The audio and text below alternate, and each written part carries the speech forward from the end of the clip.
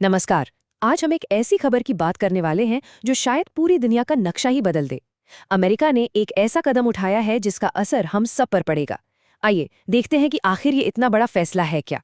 Screen पर ये जो नंबर दिख रहा है 66, ये महज एक नंबर नहीं है, बल्कि ये एक बहुत बड़े ग्लोबल बदलाव की तरफ इशारा कर रहा है।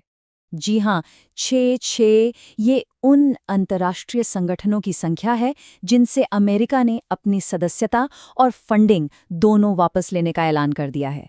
ये द्वितीय विश्व युद्ध के बाद जो ग्लोबल सिस्टम बना था, उसमें एक बहुत बहुत बड़ा बदलाव है।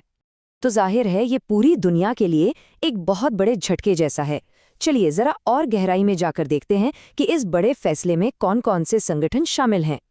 अब देखिए, इन 66 संगठनों में से 31 तो सीधे सीधे संयुक्त राष्ट्र से जुड़े हैं, जैसे कि यूएन वुमेन, जो महिलाओं के हकों के लिए काम करता है। और 35 संगठन ऐसे हैं जो यूएन का हिस्सा नहीं है, जैसे कि इंटरनेशनल सोलर अलायंस, जो भारत और फ्रांस की एक बड़ी पहल थी। इससे ये अंदाजा लगाया जा सकता है कि इसका असर कितना गहरा और दूर तक जाने वाला है। अब सबसे बड़ा सवाल तो यही उठता है कि आखिर अमेरिका ने इतना बड़ा, इतना ड्रास्टिक कदम उठाया क्यों?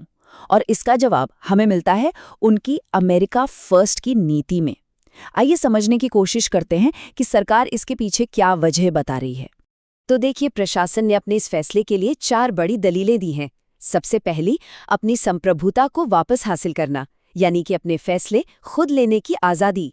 दूसरी, उनका कहना है कि वो जनता के पैसे की बर्बादी रोकना चाहते हैं। तीसरी वजह, जिसे वो वोक इनिशिएटिव्स का नाम देते हैं, उन्हें पूरी तरह से खारिज करना। और चौथी बात, वो इन संगठनों से कुछ ठोस, कुछ टैंजिबल नतीजे चाहते हैं। चलिए पहले पॉइंट को थोड़ा और समझते हैं। सरकार का सीधा सीधा कहना है कि ये जो संगठन है, ये ग्लोबल गवर्नेंस के नाम पर अमेरिका की आज़ादी को सीमित करते हैं और यही उनकी सबसे बड़ी चिंता है। अच्छा, यहाँ ये वोक इनिशिएटिव शब्द समझना बहुत ज़रूरी है। देखिए, प्रशासन इस शब्द का इस्तेमाल उन विचारधाराओं के लिए करता है जिन्हें वो बहुत ज़्यादा प्रगतिशील मानता है, जैसे कि क्लाइमेट चेंज पर बहुत सख्त नीतियाँ या फिर जेंडर इक्विटी। उनका ये मानना है कि कई संगठन इसी तरह की सोच को बढ़ावा दे रहे हैं। अब देखिए, ऐसा नहीं है कि ये फैसला रातों रात ले लिया गया हो। अगर हम पिछले कुछ सालों पर नज़र डालें तो ये एक बड़े पैटर्न का हिस्सा लगता है। जरा इस टाइमलाइन पर गौर कीजिए। 2017 में ट्रांस पैसिफिक पार्टनरशिप से बाहर, फिर 2018 में यूएन मानवाधिकार परिषद और ईरान न्यूक्लियर डील से भी अलग हो गए, और अब 2025 में डब्ल्यूएचओ, यूनेस्को और पेरिस क्लाइमेट एग्रीमेंट से फिर से बाहर निकलने का इरादा। ये सब एक ही दिशा में उठाए गए कदम नजर आते हैं, है? तो ठीक है, अमेरिका ने तो अपना फैसला ले लिया, लेकिन इसका असर बाकी दुनिया पर क्या पड़ रहा है? देखिए, जब दुनिया की सबसे बड़ी इकोनॉमी इतने सारे इंटरनेशनल प्लेटफॉर्म्स से एक साथ हटती है, तो इसकी लहरें पूरी दुनिया में महसूस की जाती हैं। और इसका असर हमें कई जगहों पर दिखना भी शुरू हो गया है। भारत के इंटरनेशनल सोलर अलायंस पर फंडिंग का संकट मंडरा रहा है। दुनिया में एक पावर वैक्यूम, एक खालीपन सा बन गया है, जिसे भरने के लिए चीन जैसा देश आगे आ सकता है। क्लाइमेट चेंज से लड़ने की जो वैश्विक कोशिशें थीं, उन्हें तो एक बहुत बड़ा झटका लगा है। सोचिए, अमेरिका अब यूएनएफसीसी संधि से बाहर अकेला देश है। और हाँ, इसका सीधा असर उन लोगों पर भी पड़ेगा जिन्हें मानवीय सहायता की जरूरत है।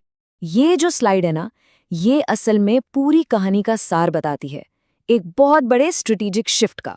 देखिए, पहले की दुनिया थी मल्टीलैटरलिज्म की, यानी बहुपक्षवाद की, जहां अमेरिका और बाकी देश मिलकर बड़े समूहों में फैसले लेते थे। लेकिन अब जोर है बायलैटरलिज्म पर, यानी द्विपक्षवाद पर, जहां सिर्फ 2 देशों के बीच वन ऑन वन डील होती है। तो क्या हम एक नए वर्ल्ड ऑर्डर की तरफ बढ़ रहे हैं? खैर, कहानी इतनी सीधी भी नहीं है। इसमें एक और पेच है, और वो पेच ये है कि अमेरिका दुनिया से पूरी तरह कट नहीं रहा है। ये एक बहुत ही सोची समझी स्ट्रेटेजिक चाल है। वो उन संगठनों में अभी भी बना हुआ है जो उसके अपने सुरक्षा हितों के लिए सबसे ज्यादा जरूरी हैं।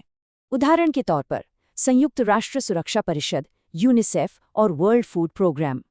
अमेरिका इन सब में बना हुआ है। तो इससे एक बात तो साफ है, ये दुनिया से पूरी तरह अलग होना नहीं है, बल्कि अपनी प्राथमिकताओं को नए सिरे से तय करना है। तो ये सारी बातें हमें एक बहुत बड़े सवाल के सामने लाकर खड़ा कर देती हैं। जब अमेरिका जैसा एक बड़ा ग्लोबल प्लेयर दर्जनों मंचों से पीछे हट रहा है, तो आगे बढ़कर नेतृत्व कौन करेगा? क्या कोई नया देश इस खाली जगह को भरेगा, या फिर हम एक ऐसी दुनिया की तरफ जा रहे हैं जहां कोई एक लीडर होगा ही नहीं? ये एक ऐसा सवाल है जिसका जवाब आने वाला वक्त ही देगा और जिस पर हम सबको सोचने की जरूरत है।